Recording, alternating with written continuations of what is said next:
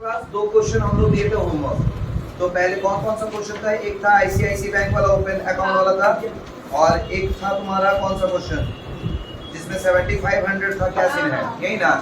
दोनों एक बार फॉर्मेट बना हुआ होगा, मे भी होमवर्क दिए थे तो फॉर्मेट तो बना होना चाहिए ना।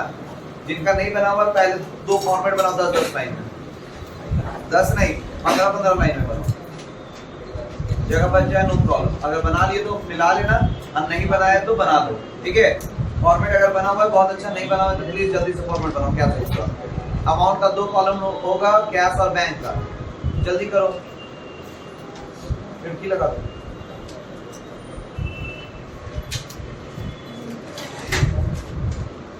जल्दी किया जाए, 2 फॉर्मेट बनाया जाए।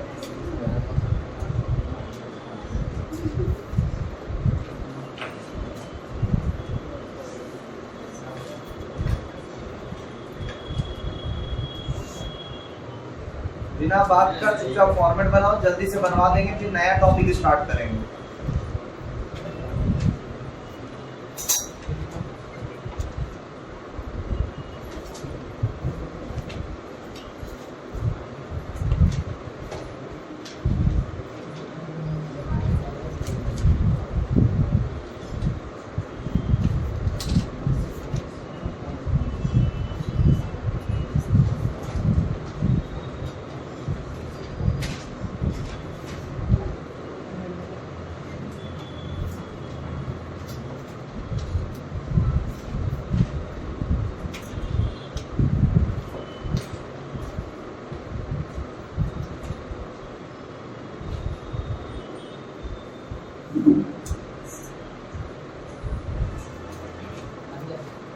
हो गया?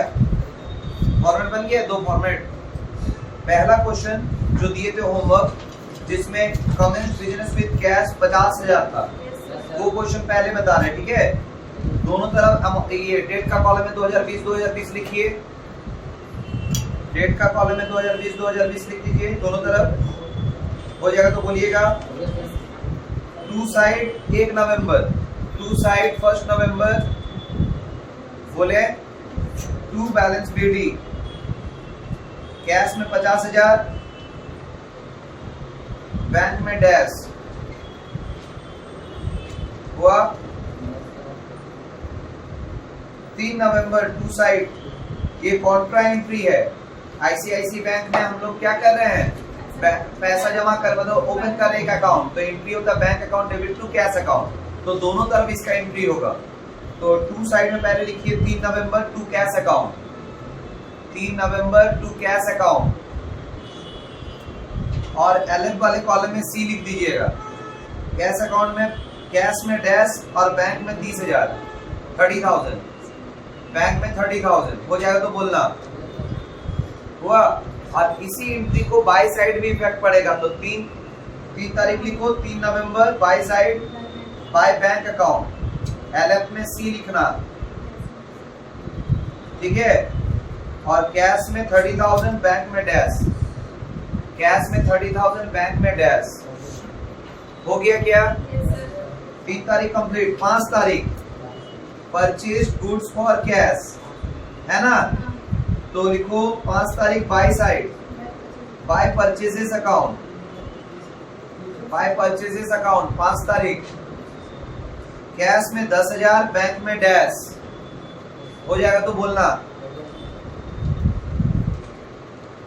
10 तारीख, 10 तारीख को purchase machine, office machine for cash, तो लिखो by side bye machinery account 10 November, bye machinery account 10 November, cash में 5,000, बैंक में डैश।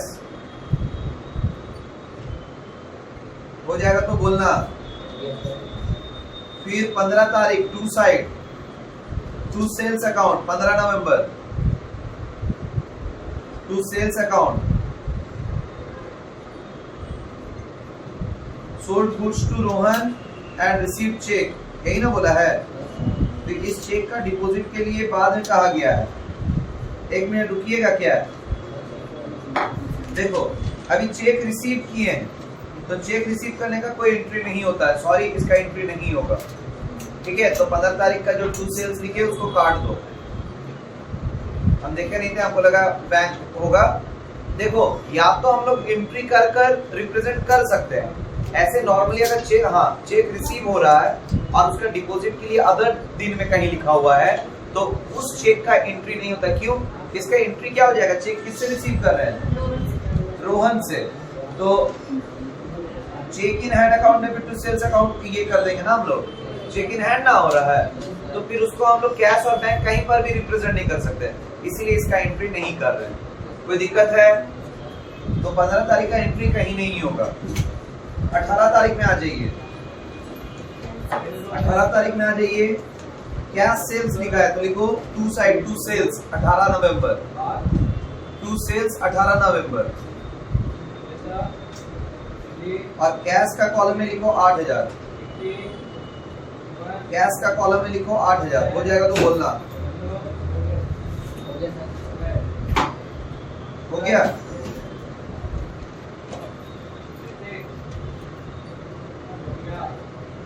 हुआ?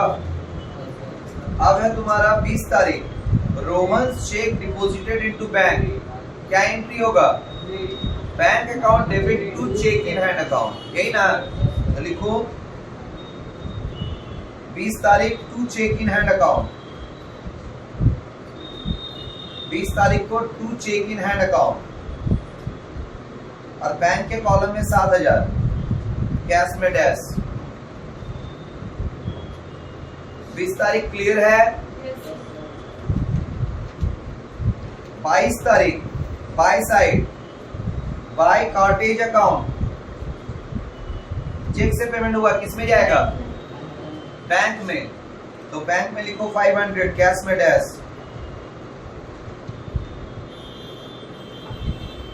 हो जाएगा तो बोलना। हो गया? फिर नेक्स्ट,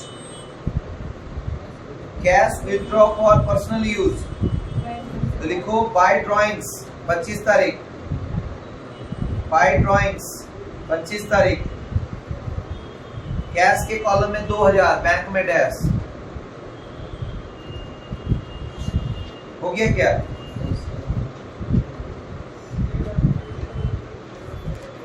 नेक्स्ट बोले 30 तारीख रेंट पेड कर रहा है चेक से, तो लिखो 30 तारीख by side, bye rent account, bye rent account. Bank में 1000, कैश में डैश। बैलेंस कर लोगे ना, इसमें टाइम बर्बाद नहीं कर रहे हैं, सिखाए हुए हैं, बैलेंस कर लीजिएगा। ठीक? नेक्स्ट क्वेश्चन में आ जाइए। अगर फॉर्मेट नहीं बना हुआ है तो जल्दी बनाइए, जल्दी कीजिए।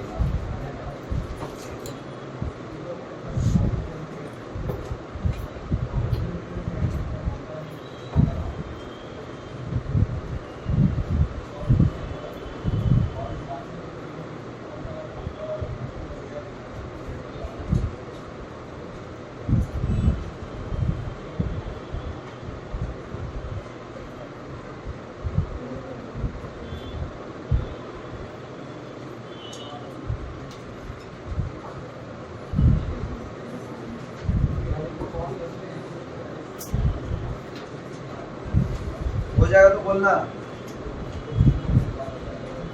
फॉर्मेट बन गया है, स्टार्ट करें। पहले ईयर में दोनों तरफ 2019 लिख दो, ईयर में दोनों तरफ 2019।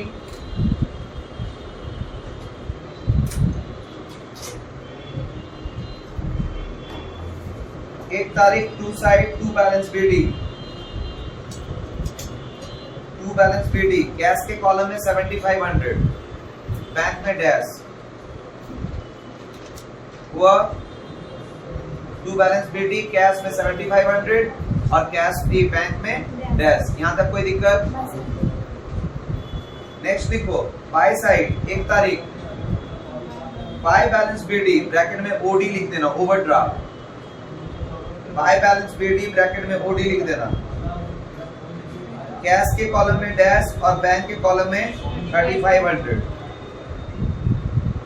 हुआ क्या? एक तारीख का कंप्लीट, 3 तारीख को पेड वेजेस बोला है, तो लिखो बाय साइड बाय वेजेस 3 तारीख 3 सितंबर बाय वेजेस, कैश में 200, बैंक में डैश।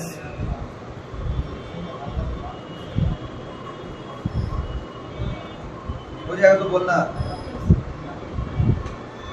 फिर है तुम्हारा 5 तारीख को कैश सेल्स है ना, तो लिखो to side to sales account 5 September to sales account, cash में 7000, बैंक में डैश, कैश में 7000, बैंक में डैश। हो जाएगा तो बोलना। हुआ। उसके बाद 10 तारीख cash deposited into bank, cash deposited into bank, उसका एंट्री क्या होता है, bank account debit to cash account. तो एक तरह क्या है, कॉन्ट्रा एंट्री है, मतलब इसका इफेक्ट दोनों तरफ पड़ेगा। तो दोनों तरफ 10 तारीख लिख दीजिए, टू साइड लिखिए टू कैश अकाउंट, ठीक है। एलएफ के कॉलम में सी लिख दीजिएगा और अमाउंट बैंक के कॉलम में 4000, कैश में डैश। हुआ क्या, बाय साइड 10 तारीख bye bank account, by side 10 तारीख बाय बैंक अकाउंट, एलएफ के कॉलम में सी, कैश का कॉलम में 4000, बैंक में डैश। हुआ क्या,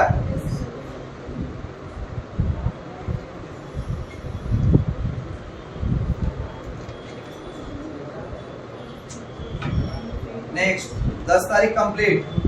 15 तारीख goods purchased and paid by cheque लिखा है, तो लिखो बाय साइड 15 तारीख by side by purchases account, by purchases account, cash में डैश, बैंक में 2000। हो जाएगा तो बोलना, कैश में डैश, बैंक में 2000। हुआ। नेक्स्ट 20 तारीख रेंट पेड कर रहा है, बाय रेंट, लिखो 20 तारीख बाय रेंट,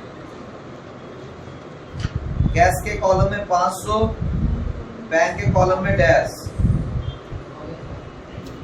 हुआ क्या, हुआ।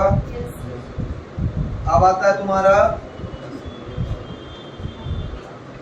Due from bank for personal use, तो बैंक से पैसा निकाल रहा है, तो drawings account debit to bank account होता है, तो लिखो बाय ड्राइंग्स 25 तारीख बाय ड्राइंग्स अकाउंट, कैश में डैश, बैंक में 400। हुआ क्या,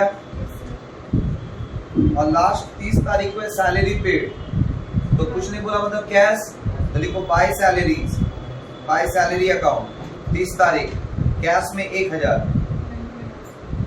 और बैंक में डैश।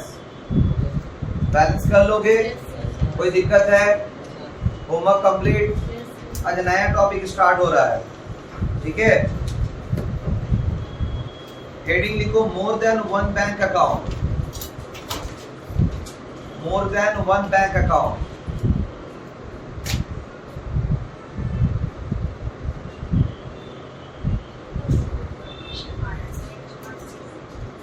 बोले, इसमें लिखो, अंडरलाइन करके नीचे लिखो, if a firm has more than one bank account, if a firm has more than one bank account, comma, the bank account will be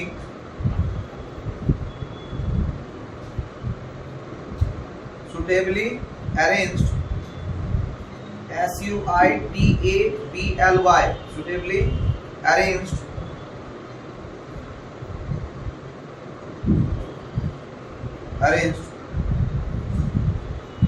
to record bank transactions,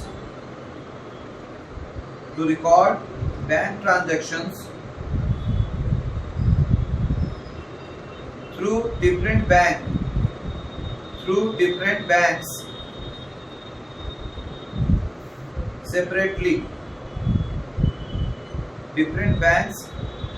separately, full stop.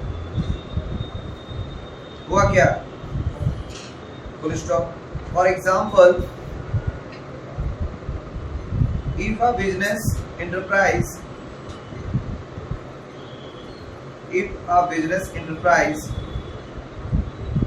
has two bank accounts, comma, one with the State Bank of India,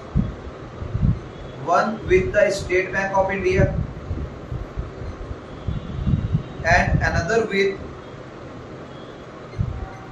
Union Bank of India,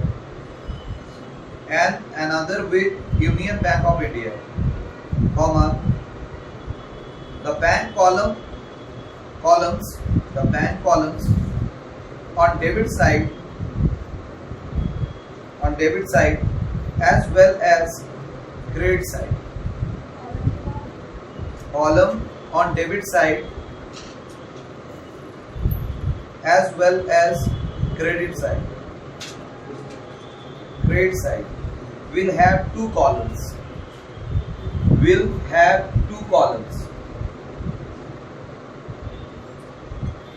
Full stop.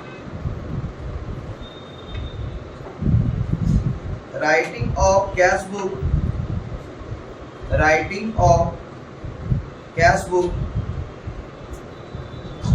will remain the same.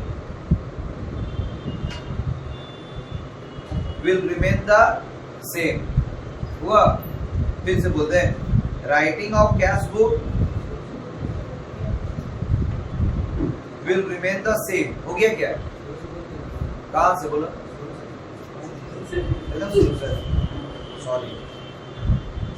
Last line लिखो. Interbank transaction important line है ये.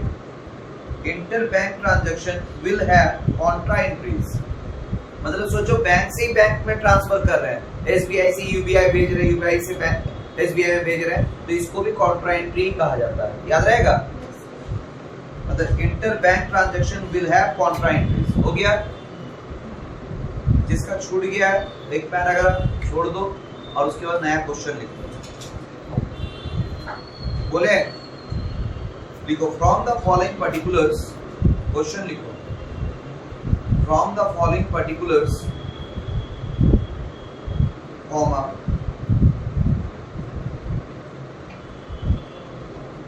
prepare a cash book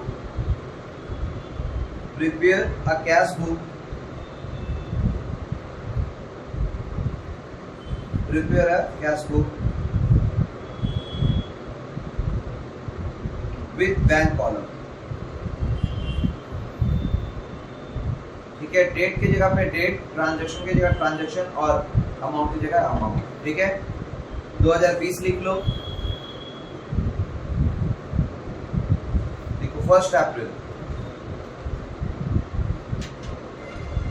cash in hand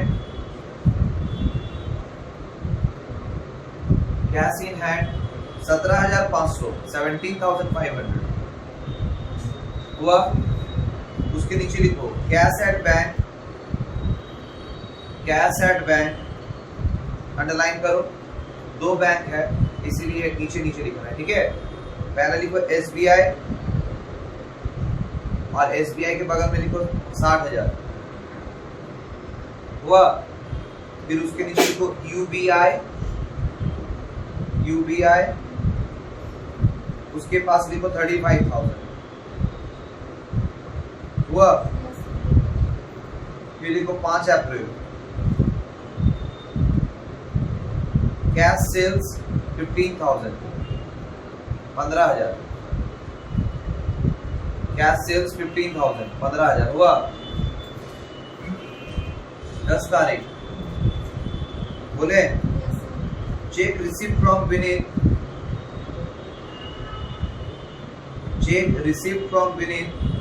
deposited in SBI 7,500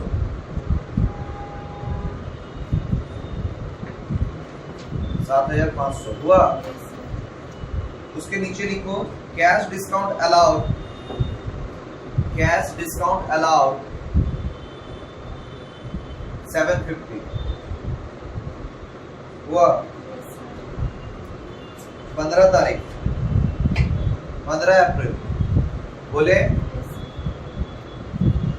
cash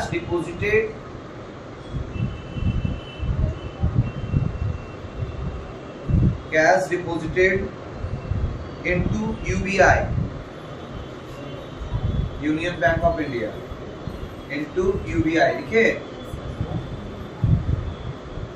₹20,000 हो गया। 20 तारीख 20 April amount transferred from SBI to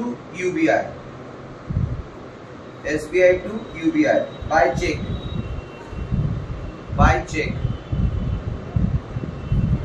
₹10,000। 25 तारीख 25 अप्रैल 25 अप्रैल हुआ withdraw from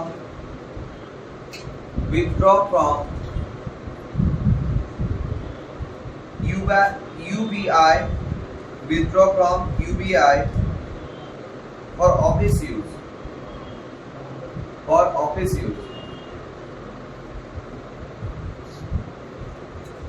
8,000।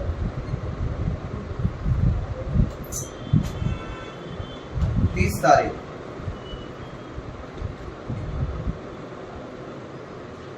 अब bill receivable लगातार लिखते जाना, ठीक है। इसमें अमाउंट भी साथ में ट्रांजैक्शन के साथ ही है, ठीक है। अब bill receivable of ₹5,000 was discounted from SBI, ठीक है। which charged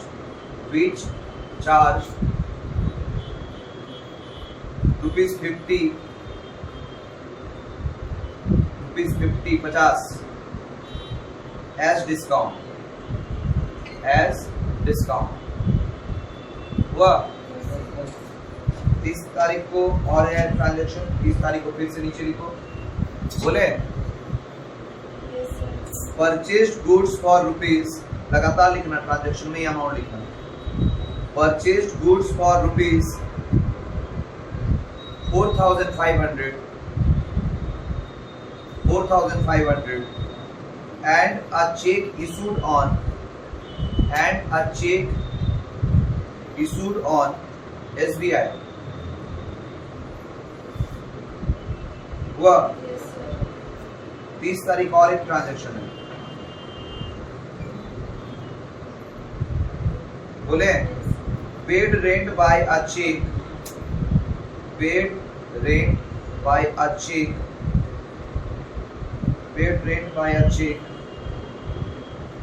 of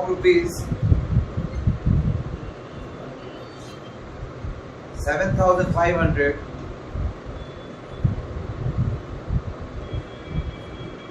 on UBI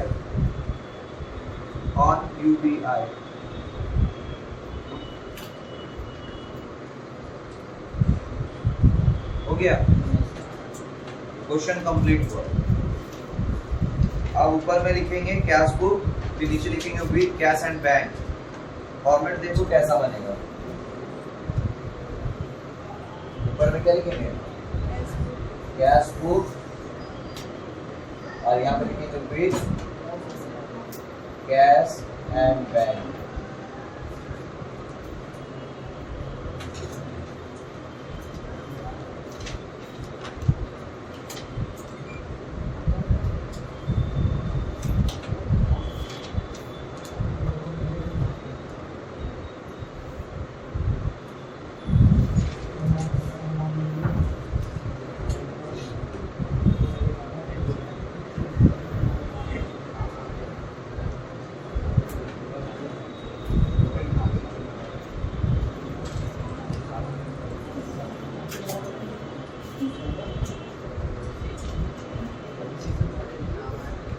बात नहीं।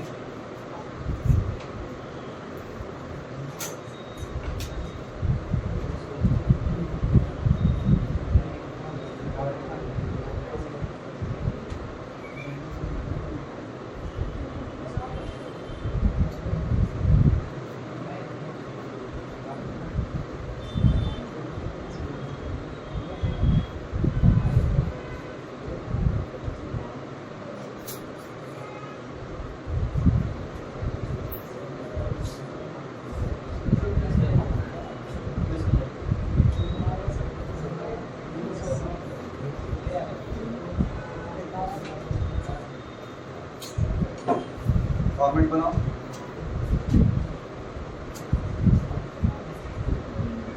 क्योंकि इसमें डिस्काउंट का बात नहीं, मतलब डिस्काउंट है लेकिन बोला है कैश और बैंक कॉलम बनाने, तो फिर हम लोग डिस्काउंट का कॉलम नहीं बनाएंगे, क्योंकि जब तक बोलेगा नहीं तब तक नहीं बनाना है, ठीक है? अपने मन से नहीं बनाया जाता, याद रहेगा।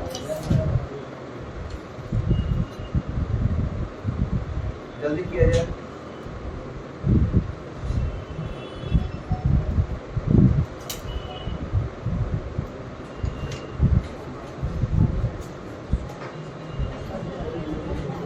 चलो इसको बनाया जाए। दोनों तरफ 2020 लिखो। देखो जब जिस बैंक से रिलेटेड बात होगा उस बैंक में अमाउंट जाएगा, कोई नया नहीं है। आज एसबीआई में पैसा जमा करेंगे तो एसबीआई में लिखेंगे, यूबीआई में जमा करेंगे तो यूबीआई में लिखेंगे। अगर यूबीआई से पैसा निकालेंगे तो वहां से घटेगा और एसबीआई से निकालेंगे तो वहां से घटेगा। प्रॉब्लम बस इतना ही है, लोग यही बात को समझते नहीं है, सोचते दो बैंक दे दिया कैसे बनेगा, कैसे बनेगा। फॉर्मेट में चेंजेस आएगा और कुछ नहीं। पहले हम लोग सिर्फ सिंपल सा बैंक अकाउंट बनाते थे, अब बैंक को हम लोग डिस्ट्रीब्यूट कर दिए। ऐसा 5 ठो भी बैंक रहेगा तो कोई दिक्कत नहीं, जो जिससे रिलेटेड होगा वहां जाएगा, खत्म बात। क्लियर है मेरा बात? Yes sir. एक बात और क्या नया याद रखना है कि अगर बैंक से बैंक में ट्रांसफर हो रहा है उसको भी कॉन्ट्रा एंट्री बोलते हैं, याद रहेगा। चलो एक 1 April to side, to balance BD. Cash में लिखो 17,500, एसबीआई में लिखो 60,000 और यूबीआई में लिखो 35,000।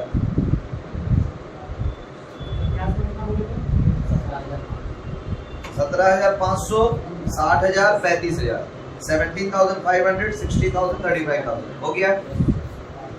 5 तारीख को कैश सेल्स हो रहा है तो लिखो टू साइड टू सेल्स। 5 अप्रैल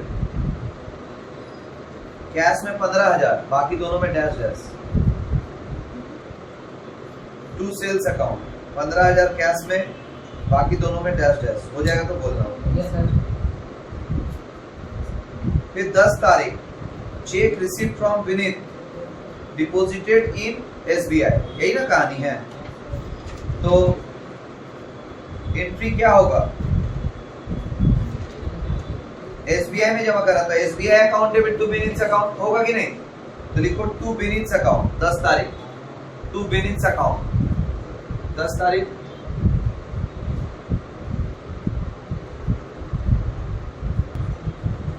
हाँ तो लिखे 10 तारीख को टू विनीत अकाउंट लिख लिए। अमाउंट एसबीआई के कॉलम में लिखो 7,500, एसबीआई के कॉलम में लिखो 7,500, बाकी दोनों में डैश डैश। हुआ क्या? 15 तारीख को क्या हुआ देखो, डिस्काउंट का कोई कहानी नहीं हुआ, क्यों? डिस्काउंट कॉलम नहीं है, ठीक है, याद रहेगा। 15 तारीख को क्या हुआ है? Cash deposited into UBI, cash deposited into UBI. तो एंट्री क्या होगा? UBI account debit to cash account, मतलब कॉन्ट्रा एंट्री। तो लिखो 15 तारीख to side to cash account, UBI account debit to cash होगा ना, receive to cash account. LF के कॉलम में सी लिखो और यूबीआई के कॉलम में लिखो 20,000, बाकी दोनों में डैश डैश। हुआ? हाँ या ना? Yes sir. और बाई साइड में आ जाओ, लिखो 15 अप्रैल, बाई साइड में लिखो 15 अप्रैल। बाय क्या होगा? UBI account, by UBI account. LF में C लिख दो और कैश के कॉलम में 20,000, कैश के कॉलम में 20,000। हो गया क्या? कोई दिक्कत है इसमें? 20 तारीख amount transfer from SBI to UBI, मतलब UBI account debit to SBI account. बात तो समझ, SBI के अकाउंट से UBI में पैसा ट्रांसफर कर रहे हैं, तो UBI में बढ़ा, SBI में घटा, तो UBI account debit to SBI, ये भी कॉन्ट्रा एंट्री होगा। तो लिखो 20 तारीख to side to SBI account, to SBI account, LF में C और UBI के अकाउंट में 10,000 हो जाएगा। तो बोलना बाय साइड 20 तारीख by UBI account, by UBI account, SBI के कॉलम में 10,000, बाकी दोनों में डैश, SBI के कॉलम में 10,000, बाकी दोनों में डैश। हुआ क्या? नेक्स्ट 20 तारीख हो ना, 25 तारीख withdraw from UBI for office use, तो होगा cash account debit to UBI account. तो लिखो 25 तारीख to side to UBI account, bracket में C और कैश के कॉलम में 8,000 हुआ। बाय साइड में लिखो by cash account 25 April, by cash account लिखा, और UBI के कॉलम में लिखो 8,000, UBI के कॉलम में लिखो 8,000 हुआ, बाकी दोनों में डैश। 30 तारीख को क्या क्या हुआ है? 30 तारीख को बोलता bill receivable of 5,000 was discounted from SBI which charge 50, यही ना है। तो इसका 50 अगर हटा देंगे, मतलब 5,000 से 50 रुपया घटा देंगे तो 4950 होगा, आया ना। तो उस हिसाब से अगर देखा जाए तो एंट्री होना चाहिए SBI account debit to bill receivable account. तो लिखो 30 तारीख to side to bill receivable account, to bill receivable account हुआ, और SBI के कॉलम में 4950 हो जाएगा। तो बोलना नेक्स्ट SBI के कॉलम में 4950 हो गया। नेक्स्ट परचेज गुड्स, तो बाय परचेज 30 तारीख बाय परचेज अकाउंट, SBI से पेमेंट किया है तो SBI में 4500, बाकी दोनों में डैश डैश हुआ। फिर 30 तारीख को रेंट पेड किया तो बाय रेंट, UBI से पेमेंट किया है तो UBI में 7,500, बाय रेंट अकाउंट UBI में 7,500, बाकी दोनों में डैश डैश। बैलेंस करने आता है, जैसे 2 लोगों का करते तो वैसे 3 का होगा, जिधर CDBD आएगा देख लेना। अगर कभी टू साइड कोई बैंक का बैलेंसिंग आता है तो ब्रैकेट में पहले टू बैलेंस CD लिख देना और ब्रैकेट में OD लिखना नहीं भूलना। तो ये 2 कॉलम कैश बुक में कैश और बैंक का कॉलम से रिलेटेड 5 क्वेश्चन जो बताया उससे बाहर क्वेश्चन नहीं पूछा जाएगा। इसके बाद हम लोग कैश डिस्काउंट और बैंक डिस्काउंट पढ़ेंगे, तब जाके 2 कॉलम खत्म होगा, फिर 3 कॉलम, फिर PT कैश, तब जाके कैश बुक खत्म। ठीक है, आज की